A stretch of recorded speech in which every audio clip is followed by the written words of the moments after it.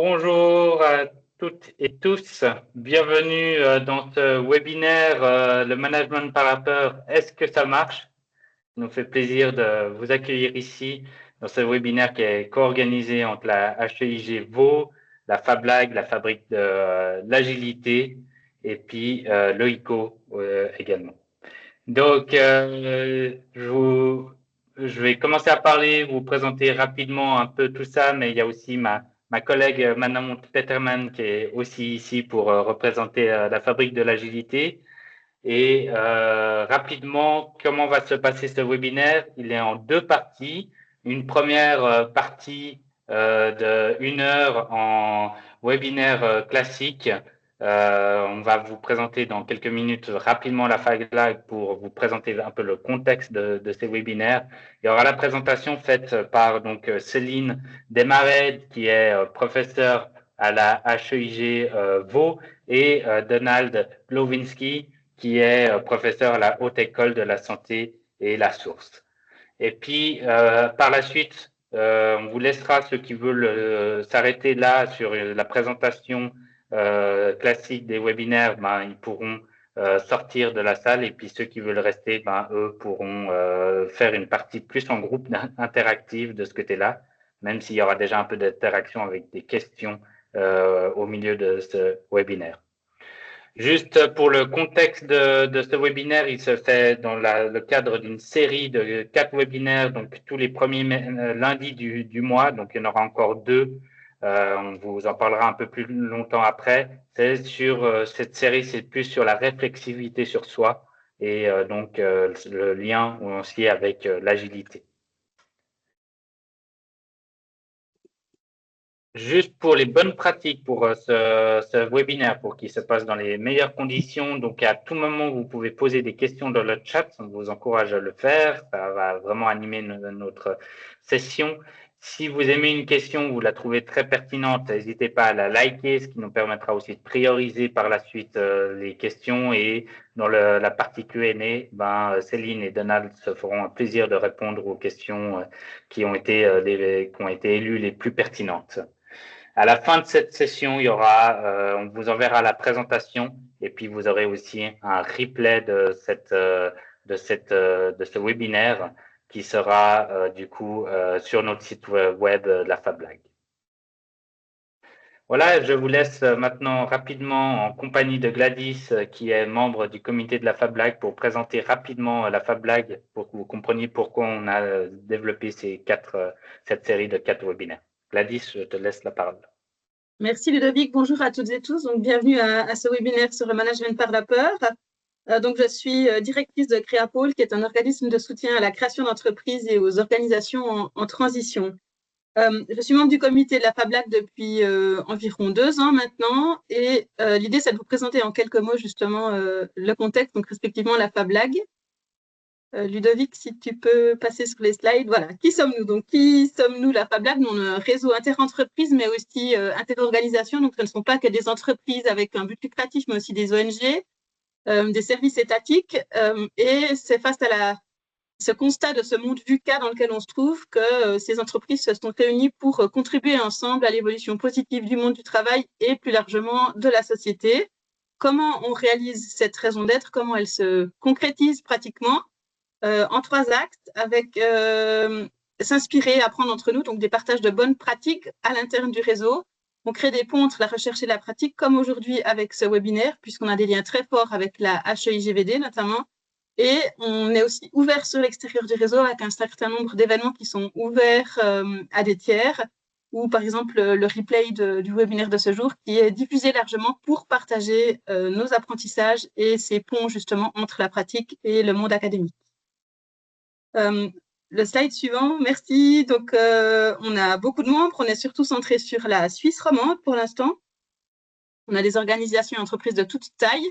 Au niveau géographique, c'est la Riviera et le canton de Châtel qui se taillent la part du lion, mais ça pourrait changer parce que nous allons lancer une section jurassienne de la Fabrique de l'Agilité. Je fais un petit coup de pub le 1er avril prochain. Si vous êtes intéressé, vous trouvez les infos sur LinkedIn ou vous pouvez m'écrire un message privé. Donc, l'idée, c'est vraiment dans la stratégie de la Fabrique de l'Agilité de renforcer cet ancrage territorial pour que les organisations et entreprises puissent échanger par secteur géographique aussi, parce que parfois il y a des réalités propres à certains contextes géographiques, à certaines régions, puis ça doit aussi faciliter les échanges en présentiel plutôt que de faire 2 heures de train pour se rencontrer. Quels sont les événements justement qu'on organise? Comment on concrétise ces 3 axes avec des partages de bonnes pratiques? C'est un format qui est extrêmement intéressant. C'est une demi-heure qui est aussi disponible en replay. Donc, on se connecte. On a 15-20 minutes, une entreprise qui partage une bonne pratique suivie d'une session de questions-réponses. Donc, on apprend toujours beaucoup de choses, des réussites, mais aussi des ratés. Ça arrive aussi. Des ratés de l'agilité, les webinaires comme aujourd'hui, les visites d'entreprise qui sont réservées aux membres. La prochaine aura lieu donc le 18 mars chez BOPT parce que nos membres sont à la fois des organisations de conseil comme nous, par exemple, ou des entreprises industrielles. Donc, l'agilité, à la base, ça vient de l'informatique, mais il n'y a pas du tout que des organisations IT, mais aussi de l'industrie ou des entreprises dans le social, santé sociale. Donc, c'est un très large panel. Et finalement, l'autre événement extrêmement intéressant, c'est la conférence annuelle qui aura lieu cette année, le 18 septembre, à la Haute École de Travail Social à Lausanne. Et donc, je vous invite d'ores et déjà à réserver cette date. Voilà, Ludovic, j'ai essayé de respecter le timing qui m'était imparti.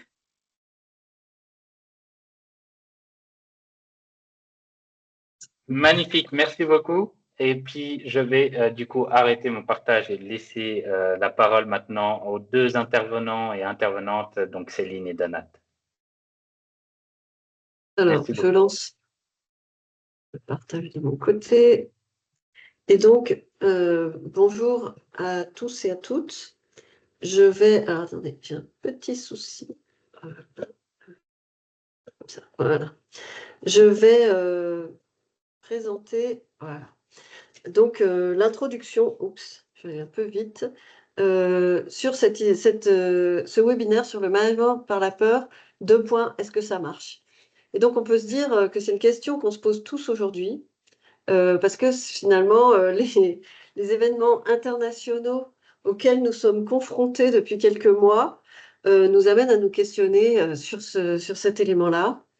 On a affaire, par exemple, l'image le montre, à une politique américaine qui finalement laisse tout le monde un peu sidéré, qui renverse la table et qui finalement, on a l'impression que finalement, ni les pays, ni les juristes, ni les juges, ni les systèmes de contre-pouvoir n'arrivent à faire face à ça. Et donc, finalement, on a une espèce de preuve par l'acte que le management par la peur, ça peut fonctionner et ça peut marcher.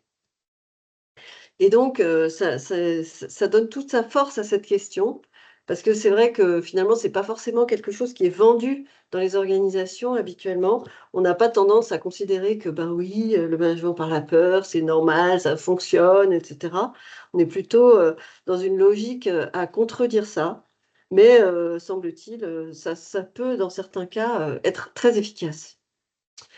Et par rapport à ça, cette idée du management par la peur, il s'inscrit finalement plus globalement dans un monde où la peur est devenue assez omniprésente. Il y a tout un courant sociologique. J'ai mis une référence sur cette slide d'un sociologue qui a écrit un texte qui a été très retentissant sur cette question.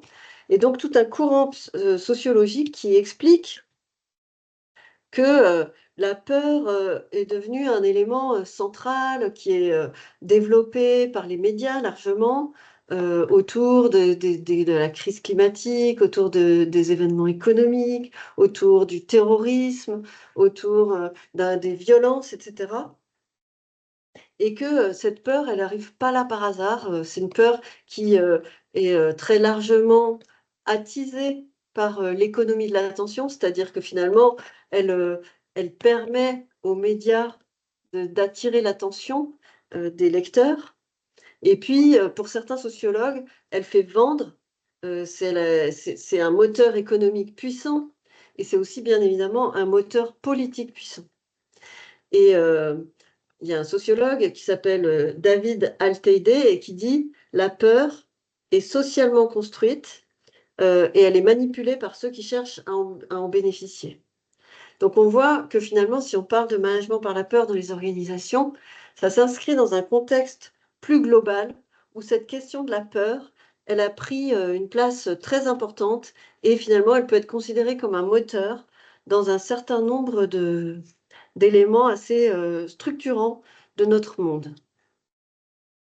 Et puis, finalement, face à ça, on a les organisations agiles qui finalement vont à l'encontre de ce courant, puisque elles prônent plutôt la confiance que la peur, plutôt la sécurité psychologique que la peur. Et donc, finalement, elles s'opposent complètement, elles s'inscrivent en rupture avec cette idée de management par la peur.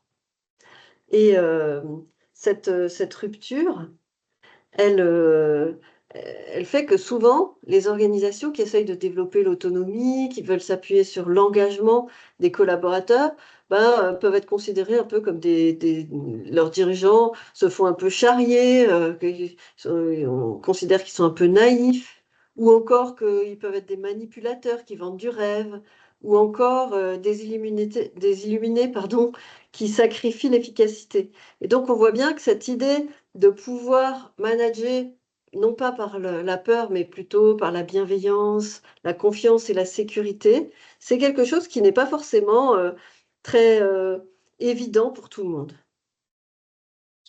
Donc, pour poursuivre là-dessus, je vais vous demander à tous de répondre à cette question en cliquant, en photographiant ce QR code pour pouvoir répondre sur WooClap. Qu'est-ce que le management par la peur pour vous, en un mot?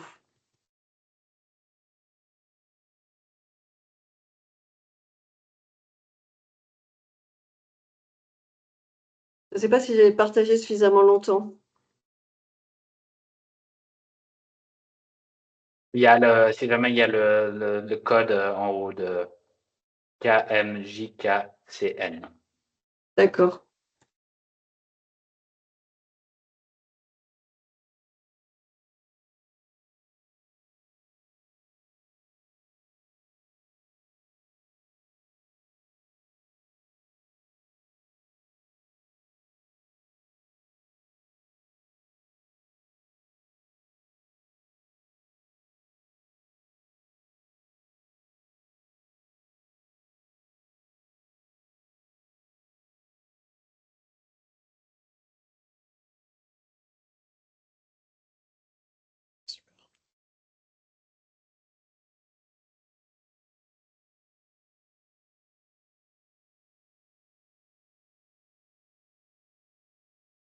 Bien, ça a l'air de plus bouger beaucoup. Donc, si ça bouge encore un peu. Je donne encore quelques... En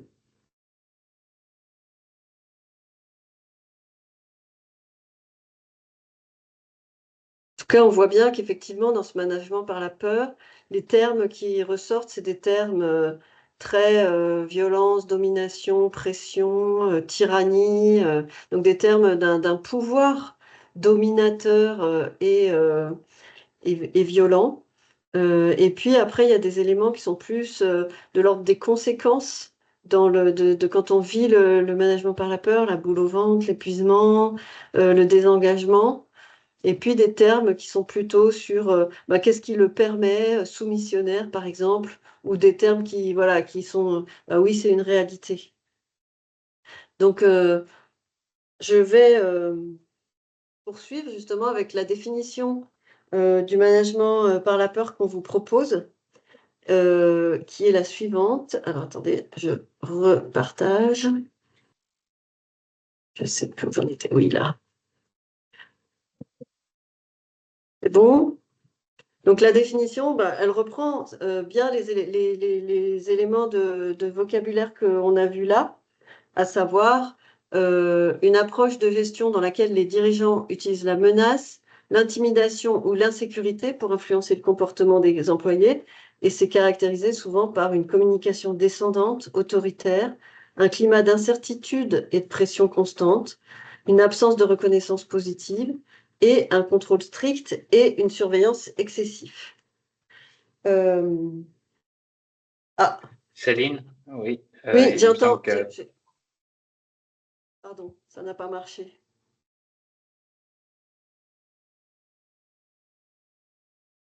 Je recommence. Est-ce que cette fois, c'est oui, je pense que cette fois c'est bon. Oui.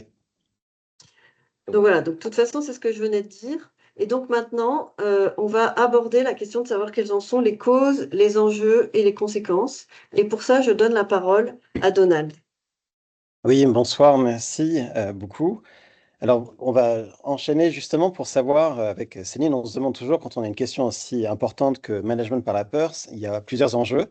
Le premier, c'est vraiment de revisiter l'impact des émotions dans un lieu d'entreprise. Et quand je dis ça, c'est vraiment en tant que professeur et aussi qu'entrepreneur. Vous êtes là le matin, vous avez une équipe à manager, vous avez aussi des contraintes budgétaires, des contraintes de temps. Et puis, à qui ce n'est pas arrivé d'imaginer que, bon, bah, pour être d'équerre, peut-être être un peu plus coercitif, être un peu plus clair, mettre les points sur les i, etc. Et tout ce type de comportement qu'on a pu observer ou auquel on aurait eu quelques tendances. L'enjeu, effectivement, avec ce type d'intervention, c'est de voir comment on aborde les émotions, leur impact émotionnel de manière réelle, pas dans l'abstrait. C'est pour ça que ça soulève des enjeux de pouvoir. Le lieu de l'entreprise, c'est un lieu évidemment où il y a des enjeux de territoire. Donc, quand on parle de la peur, on parle aussi de manière générale sur l'impact émotionnel d'un comportement et on l'aborde de manière réelle. C'est savoir qu'on peut travailler en binôme, on peut travailler en équipe, mais si le cadre de l'organisation interfère avec ce qu'on peut développer comme équipe, eh bien effectivement, on ne pourra pas aller jusqu'au bout de travaux, de travail de plus collaboratif. Un enjeu scientifique aussi. J'ai vraiment fait, c'est aussi ce qui me concerne, j'ai fait en sorte de, moi pris par des managements parfois toxiques ou dysfonctionnels, de voir comment ce que je faisais dans la recherche en neurosciences ou en sciences du comportement pouvait réellement donner des marges de manœuvre. Mieux nommer, c'est mieux comprendre. Donc, est-ce que réellement, ce que l'on sait des processus émotionnels, et en particulier de la peur, peuvent nous aider à développer des stratégies qui permettent d'ouvrir des espaces de possibles réels? Et enfin, effectivement, c'est l'enjeu de l'intervention, enjeu de management fonctionnel ou dysfonctionnel. Ici, ces enjeux, ça rassemble effectivement et les émotions, et le pouvoir, et l'action. Et là, on verra qu'avec les meilleures intentions du monde, parfois, on peut arriver à des situations totalement dysfonctionnelles, non seulement pour la santé du manager, pour ceux de ses collaborateurs, et puis aussi pour le système dans son entier. Voilà. Merci. Donc pour poursuivre, on va vous poser deux questions supplémentaires, donc qui sont des questions cette fois fermées. Donc là, je vous invite à retourner sur Bootclap et à utiliser ce code ou le QR code. Et on va regarder si finalement vous êtes confronté ou pas au management par la peur dans vos organisations.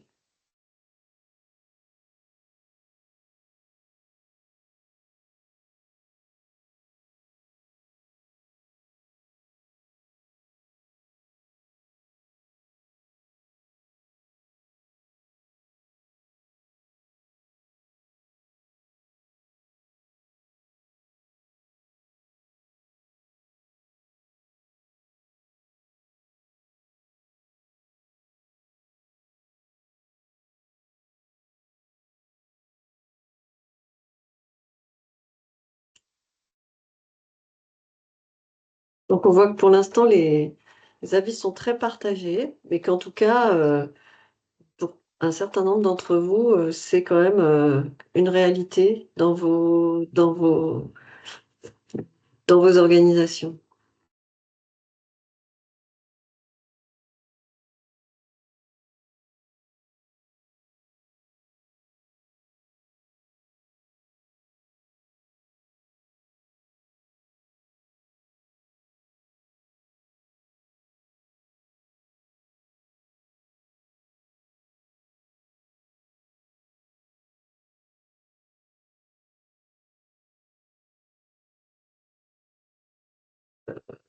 Donc, Ludovic, peut-être la deuxième question?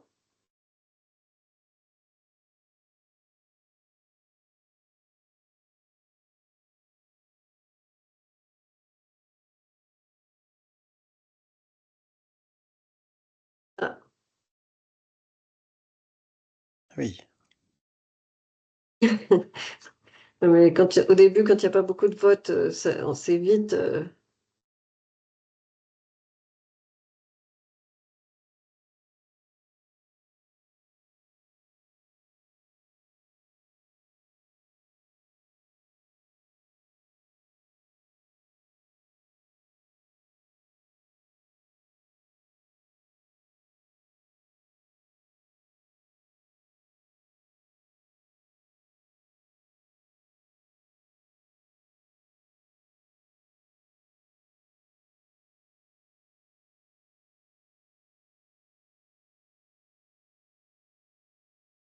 On va peut-être pas attendre très longtemps, mais en tout cas, ce qu'on voit, c'est qu'effectivement, le management par la peur est une réalité, pas forcément massive dans vos organisations, et que il y a il se manifeste finalement de manière assez diversifiée, mais souvent de manière insidieuse, en tout cas pour une majorité. Donc, je vais poursuivre avec donc les causes du management par la peur. Et pour ça, Hmm. je donne la parole à Merci. Donald. Oui, merci. En fait, le sujet, d'autant il est d'actualité, autant il expose. Donc, on préfère parfois ne pas s'y intéresser, surtout si on a trouvé des stratégies pour pouvoir l'éviter.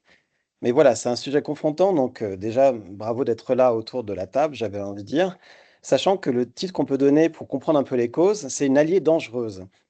L'enjeu, et ça va être un peu le fil conducteur, c'est que c'est une émotion de survie, on verra.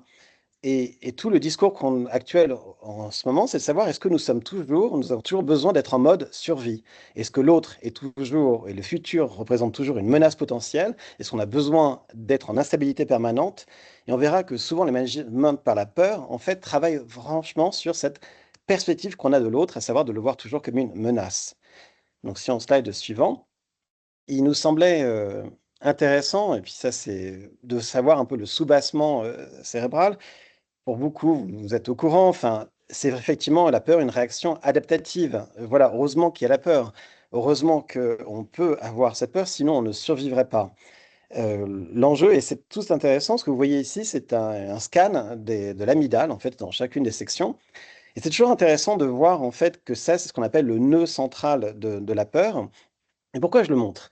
Pas juste pour faire beau, déjà c'est beau, mais aussi pourquoi. C'est-à-dire que le circuit de la peur, ça se déroule souvent pour l'essentiel dans les régions dites sous-corticales. C'est-à-dire que ça relève avant tout de réponses automatiques qui sont que partiellement accessibles à la conscience. Donc le sentiment subjectif de peur, avoir peur vraiment, c'est la pointe de l'iceberg. Et on reviendra un peu après sur ce mécanisme. En fait, si vous voyez, la peur, elle se fraye plusieurs chemins dans le cerveau, mais tous passent par l'amygdale. Et cette petite région, elle a une particularité, c'est qu'elle est la plus connectée avec le reste du cerveau. Donc, en d'autres termes, elle peut recevoir beaucoup d'informations rapidement ou agir sur un nombre particulièrement grand de zones du système nerveux central. Donc, c'est la nœud centrale dans le circuit neuronal de la peur. C'est là qu'est gardée en mémoire l'association entre un stimulus extérieur et sa connotation positive ou négative. Et c'est là où tous les types d'apprentissage ou de conditionnement vont absolument intervenir. C'est-à-dire qu'elle c'est là où la connotation entre un stimulus et la savoir est-ce que c'est positif pour vous ou négatif vont intervenir. Et si j'ai parlé de survie, terreur ou rédemption, le mot est évidemment un peu fort, c'est qu'on travaille de plus en plus maintenant sur les possibilités de réconciliation. Vous savez, ces thérapies par l'exposition dans lesquelles on essaye d'avoir une personne qui est confrontée à ses peurs. Parce que dans ce moment de reconfrontation, en fait, certaines des connexions redeviennent plus ou moins plastiques et donc on peut recréer des connexions soit avec un stimulus neutre, soit avec un stimulus positif. Ce que je mets en avant par ici, c'est que souvent on présente le circuit de la peur comme quelque chose qui nous contraint totalement, dans lequel on est totalement passif. Et en fait, non. Mais l'enjeu aussi, c'est de savoir comment on passe d'une réaction de survie, localisée dans l'espace-temps, à un état permanent de terreur qui peut être celui d'un management par la terreur, par la peur. Ça, c'est le slide successif. Et là, vous reconnaîtrez beaucoup des expériences de psychosociales qui sont nées beaucoup aussi, surtout après la Seconde Guerre mondiale, avec cette idée phare de dire mais comment des millions de personnes on peut suivre aveuglément un dictateur? Comment on a pu à ce point avoir des situations si conformes? Vous aurez entendu parler de Milgram. Milgram était en fait le disciple de H. Vous vous rappelez ces situations, cette expérience dans laquelle vous voyez des traits de différentes distances, de différentes longueurs, et puis si autour de vous les gens répondent quelque chose qui n'est pas du tout réel pour vous, vous avez tendance à vous conformer au jugement des autres. Deux espaces pour savoir comment on passe de ce domaine neuro à ce domaine du vivant, du domaine social, c'est de comprendre que l'émotion, si elle reste fonctionnelle, peut devenir dysfonctionnelle. Pourquoi? Alors là, on va parler plutôt de troubles dans l'anxiété. Avant, on parlait d'angoisse, mais finalement, ça renvoie à la même chose. C'est de voir qu'à bon moment, en fait, le cas de l'anxiété, le circuit de la peur, il est enclenché, mais de manière trop rapide, trop généralisée, face à des événements qui sont finalement pas dangereux, et puis de manière trop intense ou une période trop longue. Dans certains cas, on a effectivement des qui peut devenir pathologiques, des troubles d'anxiété générale, dans lesquels tout devient une menace, dans lesquels on s'inquiète de tout.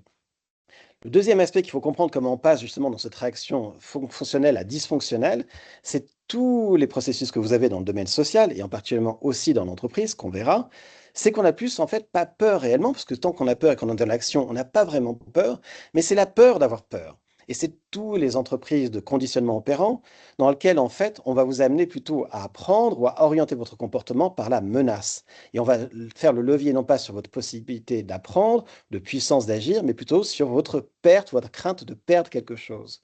Et c'est tout l'enjeu de la théorie des renforcements négatifs, c'est tout ce travail qui dit, on vous met dans une situation dans laquelle on va toujours vous faire craindre que vous pourrez perdre votre bien-être, votre emploi, votre sécurité, et on se rend compte en fait qu'en faisant travailler sur cette crainte, on est beaucoup plus efficient parfois que la récompense en termes d'orientation du comportement.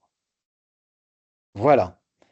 Ce qui est en jeu ici, c'est la bonne nouvelle aussi, c'est que là encore, en fait, quand vous avez toutes ces études sur le Milgram, sur le rapport à l'autorité, ça met en avant à des gains de publicité, surtout l'aspect de conformisme. Il faut savoir que beaucoup des résultats mettent en avant une capacité individuelle de résistance à ce conformisme.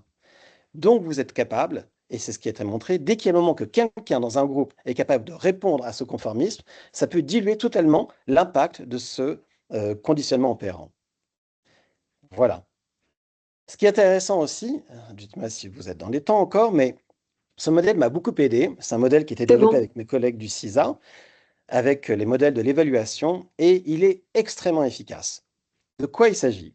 Vous prenez un exemple de Joseph Ledoux, un neuroscientifique, vous êtes en train de marcher, vous voyez, voilà, et puis vous voyez ce qui ressemble à un serpent.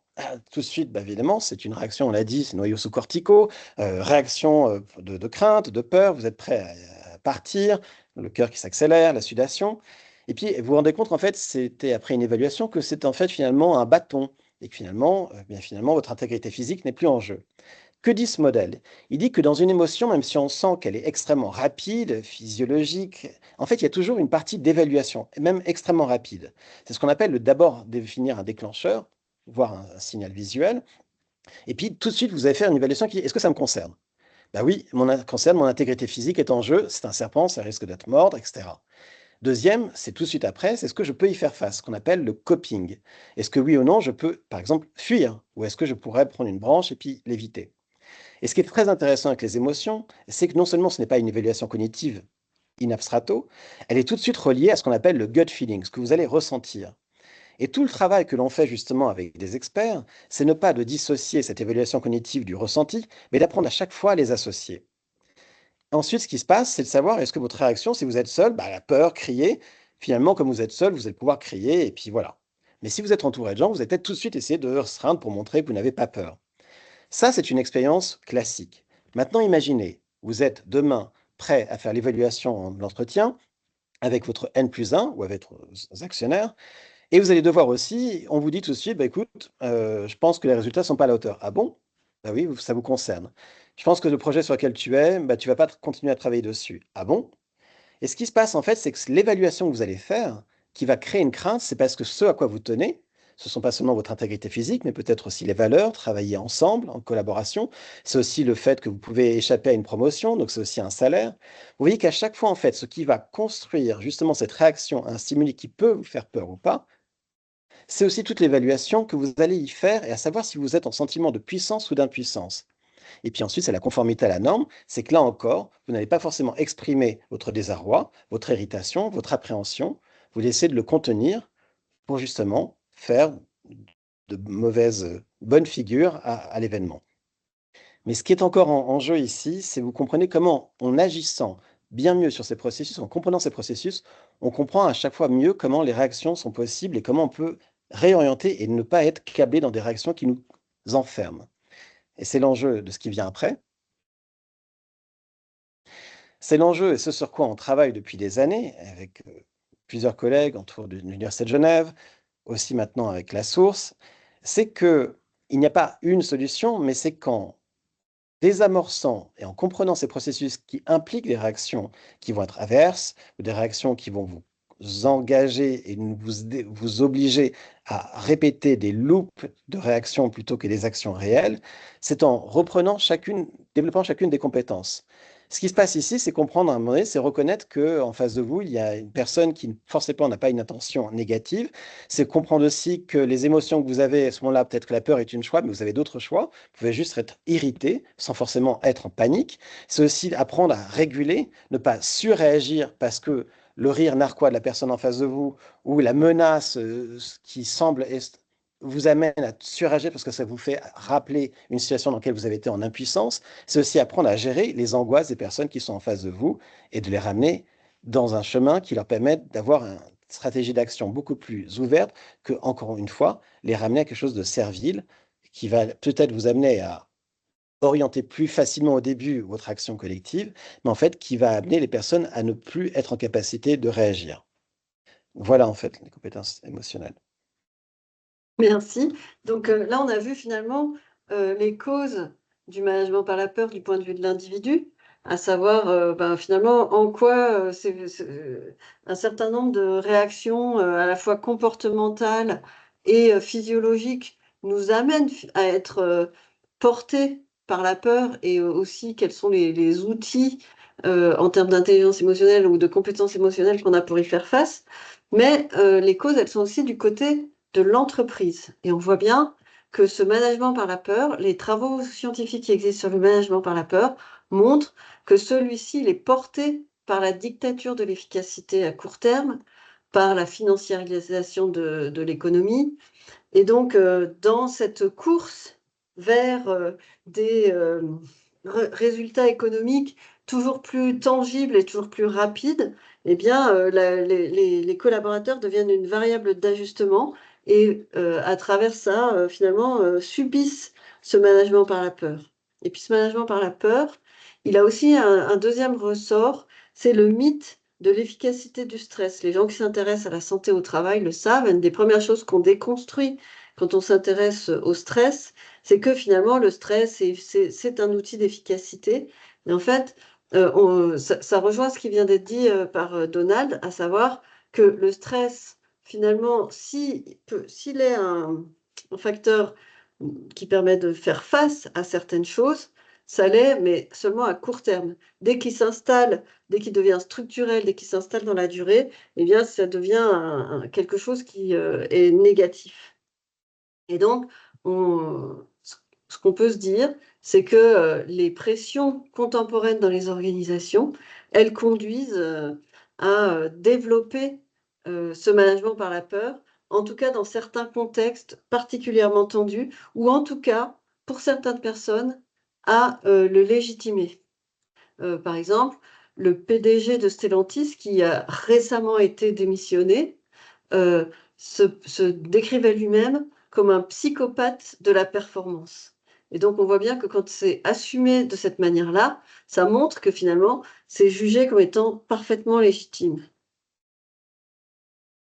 Donc maintenant, je vais aborder rapidement les conséquences du management par la peur dans vos éclairages, dans le nuage de mots qu'on a fait tout à fait au départ. Vous avez évoqué en partie ces éléments-là. Et donc, toute la littérature scientifique qui porte sur ces éléments-là, sur le management par la peur, le management autoritaire, montre des effets négatifs. Donc ces effets négatifs, c'est la hausse du stress, c'est la détérioration du bien-être, mais c'est aussi le fait que si on est dans un management par la peur très violent, les employés vont ne plus prendre de décision, ils vont cacher les erreurs, ils vont éviter les responsabilités. Dans les organisations qui sont caractérisées par de très forts managements par la peur, on a très vite une forte anxiété, des arrêts maladie fréquents, une baisse de la productivité. Il y a des chercheurs qui travaillent sur le silence organisationnel, c'est-à-dire le fait que les gens n'expriment pas les problèmes. Donc, c'est une peur d'aborder les questions, de soulever les problèmes. Et donc, le management par la peur, évidemment, crée un silence organisationnel, c'est-à-dire qu'au final, les dirigeants ne sont plus alertés sur ce qui se passe dans leur organisation. Et puis, ça a des conséquences sur la capacité des organisations à faire face aux aléas, aux transformations de leur environnement.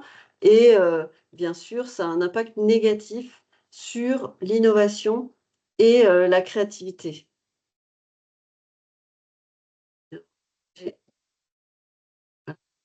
Donc, on peut se dire que le management par la peur, c'est un pari risqué. À court terme, c'est clair qu'on peut voir une efficacité, ça peut augmenter la productivité et ça peut forcer les employés à se conformer aux attentes. Mais à long terme, comme ça vient d'être évoqué, les coûts humains et les coûts organisationnels peuvent être extrêmement élevés. Et les exemples ne manquent pas d'organisations qui finalement, je citais Stellantis, qui finalement ont été des organisations qui ont tiré parti de formes de management par la peur pendant un certain temps, et puis qui ensuite ont sombré à cause pour les mêmes raisons. Donc maintenant, on va avancer dans cette réflexion en se disant finalement ce management par la peur, on voit bien que c'est un management extrêmement paradoxal qui est à la fois avec des éléments qui peuvent sembler euh, des éléments d'efficacité et d'autres qui sont plutôt des éléments qui ne sont pas des éléments d'efficacité. Et pour ça, je redonne la parole à Donald. Oui, merci Céline. Alors voilà, le paradoxe 1, c'est des situations dites extrêmes. Ça, c'est ces dernières années, je travaille beaucoup. Non, c'est juste avant. Oui, oui, pardon. Et l'enjeu, c'est quoi? C'est que par situation extrême, on se révèle à une situation caractérisée par 3 points. Des changements constants qui obligent à s'adapter en continu, l'incertitude qui rend difficile toute anticipation, et puis les risques encourus qui peuvent être fatals. Par ces types de situations extrêmes, c'est les personnes avec qui je travaille, qui sont dans le domaine médical, qui peuvent travailler dans les urgences, qui vont devoir à un moment donné se rendre compte qu'il y a une dyspnée respiratoire, qu'à un moment donné, il y a un arrêt cardiaque et qu'il va falloir faire une réanimation. Ce qui est très intéressant en travaillant, puis on développe vraiment des outils pour pouvoir maximiser en fait cette coordination, c'est pas forcément effectivement que les personnes ont peur, enfin, sauf si la situation commence à déborder leur domaine de compétences. Et ce qui est très intéressant ici, c'est que d'un côté, cette peur, elle est nécessaire parce qu'elle sert d'alerte pour mobiliser l'énergie, la vigilance, quand vous êtes en train de parler avec un patient, puis à un moment donné, vous ne savez plus trop ce qui se passe, et puis vous n'avez plus forcément d'informations qui vous permettraient d'agir. Et effectivement, c'est comme un signal d'alerte qui vaut la peine d'être, en tout cas, écouté. Ce qu'on appelle encore la relation au gut feeling. Vous vous rappelez le modèle d'appraisal, de savoir relier effectivement un ressenti, ne pas le dénier et de voir en quoi il est l'alerte sur une situation d'information qui vous permet ensuite de développer des possibilités d'action. Mais évidemment, elle peut être handicapante, surtout quand on travaille avec des débutants qui se retrouvent dans ces équipes-là. Donc, on travaille beaucoup avec ce qu'on appelle des simulations interprofessionnelles, dans lesquelles on recrée des conditions qui vont créer justement des situations averses ou des situations qui vont créer justement la peur avant qu'on puisse accéder à la dépasser. Et ce qui est intéressant ici, c'est qu'effectivement, c'est le risque, c'est que c'est un signal d'alerte, mais ça peut être aussi handicapant, parce que vous avez déjà entendu parler de ces risques de provoquer une tunnelisation, c'est-à-dire qu'on le champ de vision réduit et de pensée, une fermeture émotionnelle, on n'arrive plus justement à switcher d'une règle à l'autre, on est complètement enfermé, à générer de l'angoisse et puis possiblement un stress post-traumatique après coup. Et ce qui est très intéressant dans cette pratique-là, c'est à quel point il faut travailler évidemment sur vos compétences qui vous permettent de définir une autonomie. Le drill, vous en avez entendu parler beaucoup dans le domaine de la santé, c'est une expression qui vient du 19e siècle dans l'armée prussienne en laquelle on les entraînait, on les surentraînait à faire les mêmes gestes répétés, répétés, répétés. Et on revient à ce qu'on disait, c'est-à-dire que le meilleur moyen de dépasser la peur, en fait, c'est tout de suite d'être dans l'action. Et l'enjeu ici, effectivement, c'est que d'un côté, vous devez avoir ce signal d'alerte, éviter d'être paralysé, et tout le travail qui est fait avec ces équipes-là, c'est travailler non seulement sur votre action individuelle, mais aussi l'action collective. L'action collective, ce qu'on fait, c'est comme on sait ces risques de tunnelisation, comme on sait risques des situations dans lesquelles on est un peu perdu en saturation cognitive, on oblige les équipes à chaque fois à avoir des moments clés d'action collective, des moments dans lesquels on va avoir des représentations partagées de ce qui est en train de se passer. Ça peut être des huddles, ça peut être à un moment donné avec justement des aides cognitives, le A, B, C, D, E, qui permettent de récapituler à chaque fois l'état de gravité du patient en proposant des suggestions d'intervention. Pourquoi je dis ça? Parce que souvent, en fait, quand ces dernières années, j'ai vu et je suis intervenu dans vraiment des dizaines d'entreprises pour savoir comment en fait le Covid avait impacté leur situation. Très peu de ces entreprises, en fait, ont pris un temps de se faire avoir un mémo pour savoir comment cette situation de stress, mais qui avait vraiment entraîné des peurs, parce que l'intégrité physique des gens ou de leurs proches était en jeu, en fait, très peu de ces organisations avaient pris le temps de faire un mémo, de comprendre comment ça avait fait évoluer leurs pratiques. Concrètement, ça avait transformé totalement tout ce qui était hiérarchique, ça avait donné beaucoup d'autonomie, mais on était toujours dans ce qu'on appelle une gestion de crise. Et tout l'enjeu, en fait, et la limite, en fait, de pouvoir s'inspirer de ces équipes qui travaillent dans des situations extrêmes, elle est là. C'est de comprendre que dans une situation de crise dans laquelle il y a effectivement une peur extrême parfois qui peut s'emparer de vous et quelles sont les solutions pour rester serein tout en favorisant l'action collective, c'est qu'en fait, c'est vrai, mais dans des temps qui sont et des espaces qui sont limités. Ce qui se passe, c'est que quand vous regardez les emplois du temps de ces personnes qui sont dans les urgences, c'est des moments dans lesquels vous êtes à fond pendant 2, 3 jours et ensuite vous avez un moment de pause. Vous pouvez récupérer de ces situations-là. L'enjeu, effectivement, c'est que lorsqu'on continue toujours à promouvoir une situation de gestion de crise, gestion de crise, gestion de crise, c'est que les personnes avec qui vous travaillez sur ces gestions de crise n'ont pas les mêmes emplois du temps, ils n'ont pas les mêmes capacités de récupération, même si dans le domaine de la santé, le fait de burn-out sont quand même assez fréquentes, malheureusement. Ce que je mets en avant ici, c'est que on comprend encore une fois que le paradoxe, c'est de pouvoir dire qu'il y a un signal d'alerte qui doit être abordé, mais qu'on doit développer des stratégies via des aides cognitives, des stratégies qui permettent par la simulation de favoriser la création de représentations partagées au fur et à mesure de l'action.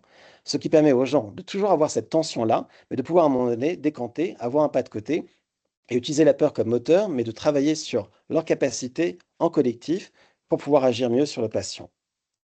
Deuxième paradoxe. Là, ici, on a quelque chose qui me touche beaucoup. Je développe et je dirige un programme de compétences avec l'Université de Genève sur les compétences émotionnelles qu'on verra. Et je dois vous avouer que souvent, lorsque les gens demandent effectivement de devoir travailler sur les compétences émotionnelles, la première chose qui vient, c'est je veux gérer mes émotions, je veux pouvoir les réguler, je veux me contrôler. D'accord? C'est avant même de savoir les accueillir, de d'avoir qu'il y a une diversité d'émotions et que les émotions sont un atout, un allié. Pourquoi ça nous rapproche de la peur? C'est parce que là, on a un niveau qui peut devenir extrêmement pervers. Et c'est le risque, absolument le risque, de ne pas faire attention ou de réduire l'émotion à juste quelque chose d'un trop plein, de le ramener à quelque chose d'un peu trop réactif, d'un peu trop physio, comme s'il n'y avait pas d'élaboration derrière ça. Je vous donne un exemple. Lorsque vous êtes par rapport à un entretien, vous allez avoir un N+1 qui vous dit, mais de but en blanc, je ne sais pas si je peux avoir confiance en vous. Ah bon? Oui. Mais pourquoi? Je ne sais pas, c'est votre manière de vous exprimer, vous ne partagez pas vos émotions avec moi. Et vous savez, ça me met en danger. Ah bon? Oui. Ce que je veux dire par là, avec ces exemples, et puis donc vous allez réagir, mais enfin, dites-moi, essayez de me faire comprendre. Je crois que vous ne pourrez pas comprendre. Et puis, il y a des éléments que je ne peux pas vous partager parce que ça manquerait d'équité par rapport à vos collègues. Ce que je veux mettre par là en avant, c'est que sous les mots, effectivement, de bienveillance, sur les mots d'attention, et là, encore une fois, je ne mets pas du tout contre, justement, cette transformation qui permet aux personnes de se réveiller, de montrer l'importance de ne pas être maltraitées. Mais il y a un niveau dans lequel, en fait, parce que c'est un manager, on refait une formation d'une journée, ou parce que la direction a montré qu'il fallait être dans une écoute bienveillante, la manière dont ces directives s'implémentent peuvent être absolument désastreuses. Pourquoi? Parce qu'en fait, on va vous dire à un moment donné, écoute, tu as peur, très bien, ou au contraire, on ne va pas parler de la peur, justement. On va parler justement des émotions qui ne peuvent être que positives. On va dire, on veut bien que vous exprimez vos émotions, mais tout ce qui sera positif et qui ira dans le sens d'un plus pour l'entreprise. Comme si, en fait, on se réservait dans l'entreprise le choix de mettre de côté toutes les émotions négatives. Et en fait, c'est une forme de management par la peur très, très particulière et très insidieux. C'est-à-dire, on vous dit, ouvrez-vous, mais ouvrez-vous de manière très limitée. Et ça crée des phénomènes qui s'appellent par exemple le travail émotionnel, dans lequel on est certaines émotions de surface, donc on va montrer un sourire, alors qu'en fait, la situation, des réductions d'effectifs ou une situation de maltraitance généralisée, nous brime complètement, nous brise.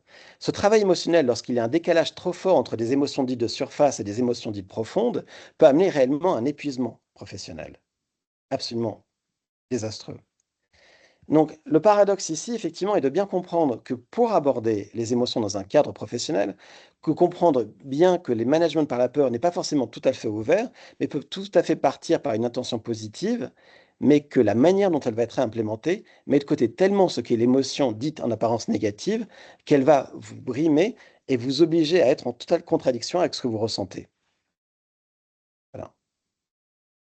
Donc, après la positivité toxique, la servitude volontaire le troisième et dernier paradoxe qu'on avait envie de partager avec vous, c'est cette idée que finalement, le management par la peur, il est souvent présenté comme quelque chose de subi, comme quelque chose d'incontournable.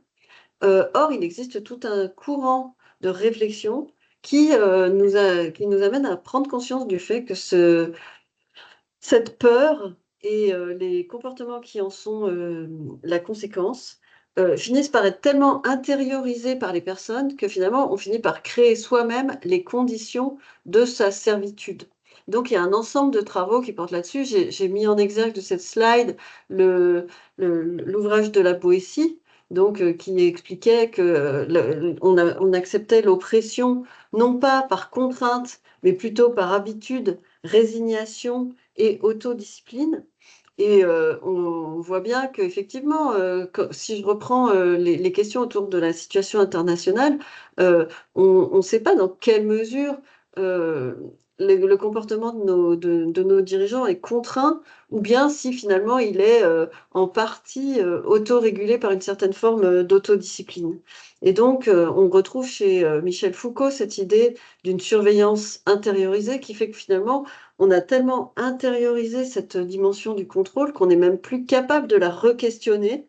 Et dans certaines organisations, le management par la peur, finalement, n'a pas besoin d'être très menaçant. Ça rejoint la question initiale. On n'a pas forcément besoin d'exprimer clairement parce que cette peur, elle est tellement intériorisée que les collaborateurs se censurent eux-mêmes. Et il y a un certain nombre de recherches qui ont montré que ça devenait des normes institutionnalisées et que les collaborateurs finissent par considérer le management par la peur comme une partie intégrante de la culture de travail.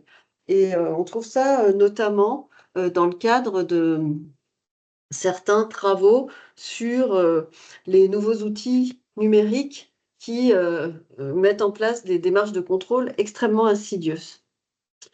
Donc, pour conclure sur ces paradoxes, on a fait ce choix avec Donald de présenter quelques paradoxes autour de cette culture de la peur, parce que ça nous semblait essentiel de montrer que finalement, ces éléments-là, c'était pas uniquement, il n'y a pas un gentil et un méchant, et que c'est des approches extrêmement complexes, où finalement, chaque personne est à la fois acteur et, et agent ou passif dans cette situation. Maintenant, on va passer à la partie questions-réponses. Donc, vous pouvez poser des questions dans le chat. C'est vrai que c'est quelque chose qu'on aurait dû dire dès le début, en fait. Et moi, là, je n'ai pas accès au chat, donc je vais supprimer, arrêter le partage d'écran. Et est-ce qu'il y a des questions dans la conversation? Oui. Alors,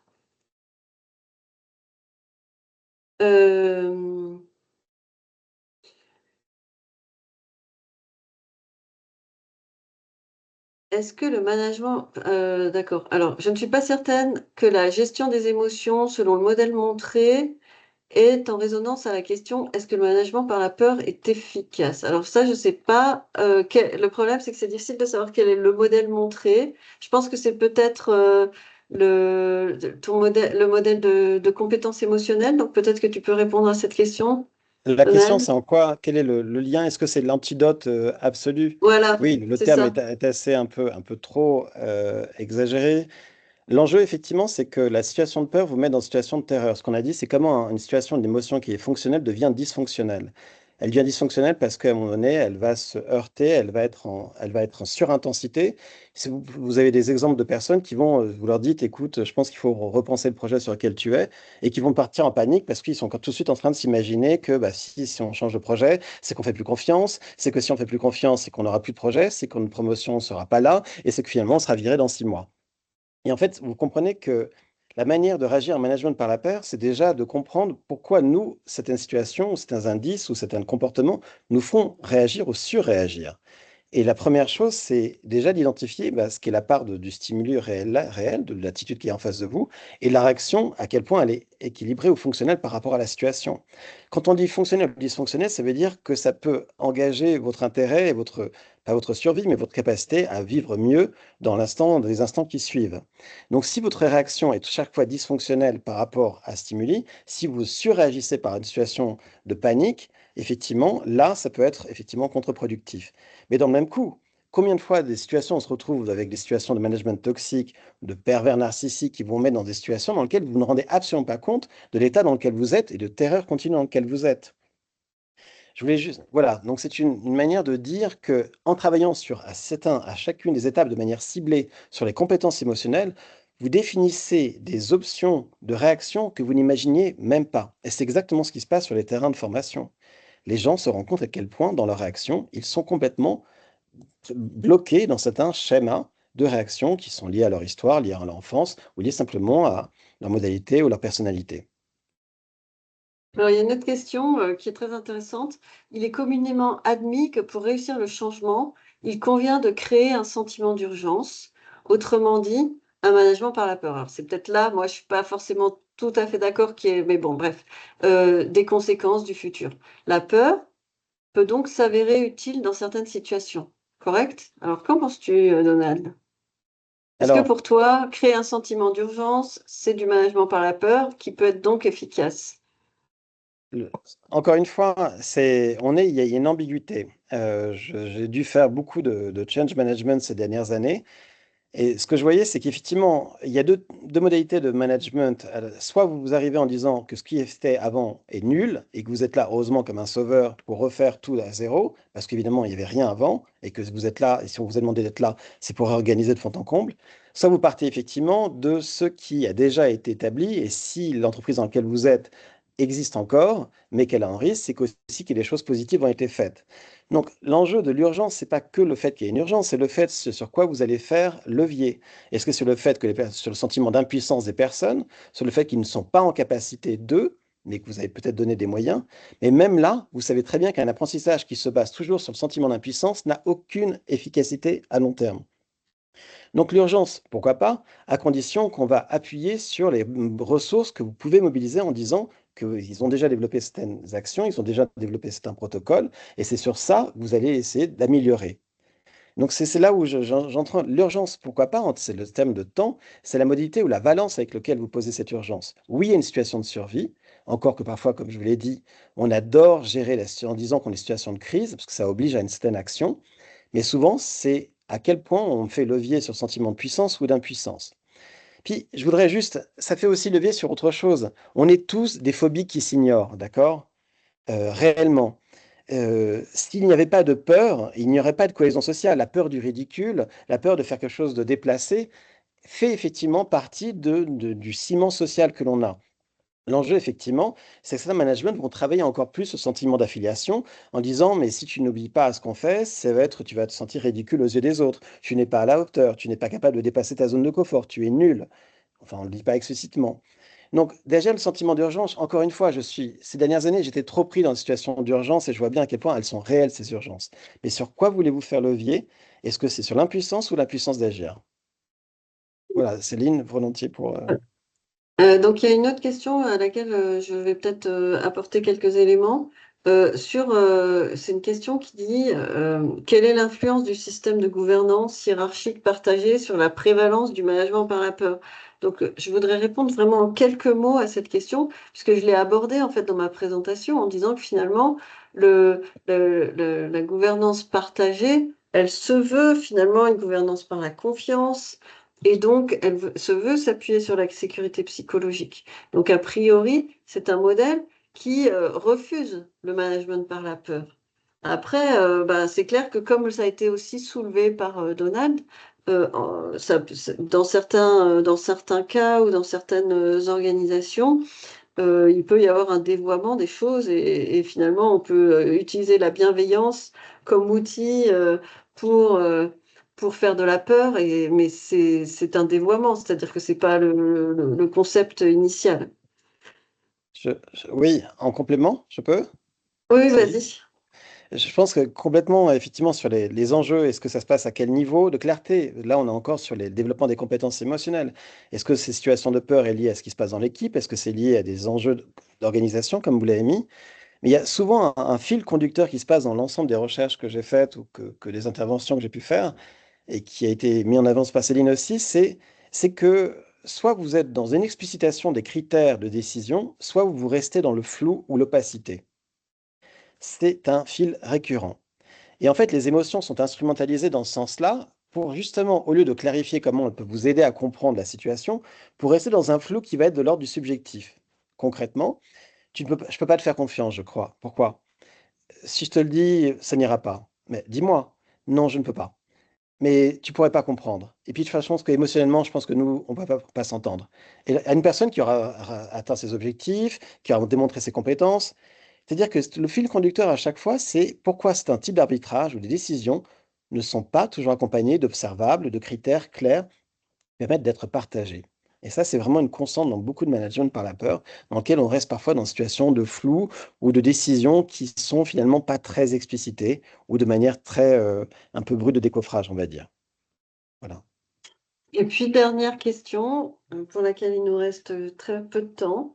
Euh, ah bah zut, dans une si le management, pardon, je vais y arriver, dans certains milieux où la main-d'œuvre est abondante et peu qualifiée, du point de vue de l'entreprise et de ses performances financières, le management par la peur n'est-il pas une bonne stratégie qui permet d'avoir des résultats? Qu'en penses-tu, Donald? Le début de la question, c'est C'est dans une situation où la main-d'œuvre est abondante et peu qualifiée. Et donc, du euh, point de vue des performances financières, est-ce que finalement, c'est pas une bonne stratégie de développer un management par la peur? en fait, c'est une première question que je pose au tout début dans des compétences émotionnelles. C'est vous avez un nouveau manager qui arrive à faire plus 50% de chiffre d'affaires, mais il y a un turnover sous sa responsabilité de 70%. L'enjeu, effectivement, c'est qui paye en fait les pots cassés. C'est-à-dire que si c'est la collectivité qui paye effectivement euh, le fait que les personnes sont renvoyées, parce qu'effectivement, ils seraient interchangeables parce que pas assez compétents, pas assez spécifiques, vous pouvez continuer. Après, il y a effectivement un enjeu de responsabilité sociale. Après, vous me direz si vous devez être compétitif. Ce que j'ai observé quand même, c'est que sur la plupart des personnes dans lesquelles des postes en apparence pas, qui requièrent pas de compétences particulières, c'est quand même la dimension de volonté de s'adapter, de volonté de s'approprier de nouvelles compétences et de faire partie, d'avoir une certaine loyauté par rapport à l'entreprise. Le problème est que si vous engagez dans cette voie-là, vous aurez affaire à des modalités mercenaires. Et si sur les 3 6 mois, vous pouvez compter sur ces personnes, s'il y a un changement de contingence ou un mieux offrant, vous ne pourrez pas compter à long terme sur ces personnes qui seront restées en modalité mercenaire. Voilà. Merci. On va devoir s'arrêter parce que le temps dévolu aux questions est déjà fini et je vais donner la parole. Enfin, du coup, les slides, c'est toi qui les mets, Ludovic? Bon, je vais le faire. Oui, oui, je vais Oui. présenter. Et du coup, c'est le moment, Donald, où tu présentes ta formation. Oui, très rapidement, c'est vrai qu'il reste quelques places, entre 5 6. Voilà, c'est maintenant, ça se remplit vite. Et on est à la 7e édition. C'était pour répondre à ce besoin de savoir est-ce que vraiment la recherche scientifique a des choses à nous dire sur des modalités d'organisation, sur l'impact émotionnel dans les entreprises. C'est dépasser un peu le côté les émotions, c'est bien, c'est dire, OK, si elles sont bien, et c'est surtout à quel point elles sont fondamentales dans les processus de décision, comme elles sont l'impact sur la personnalité, quelles sont l'impact sur les climats organisationnels. Et là, vous verrez la qualité des intervenants, les collègues neuroscientifiques, mais aussi des personnes du terrain, des personnes DRH, et puis les personnes aussi qui ont été dans le domaine politique ou dans le domaine humanitaire, ce qui permet de donner une forme d'antipasto qui donne fin, mais qui permet en 2 jours et demi d'avoir vraiment des bases scientifiques et opérationnelles pour savoir comment les émotions, comment développer les compétences émotionnelles dans les situations organisationnelles dans les entreprises. Voilà, c'est l'Université de Genève. Merci à vous deux, Céline et Donald, pour cette magnifique présentation. Je vais reprendre un tout petit peu la parole pour la fin de cette première partie de présentation. Juste pour vous rappeler que donc c'est un cycle de séminaires, enfin de webinaires sur 4 webinaires. Donc il y aura un 3e webinaire. Le premier était sur la communication non violente dans les organisations. On a eu aujourd'hui le 2e.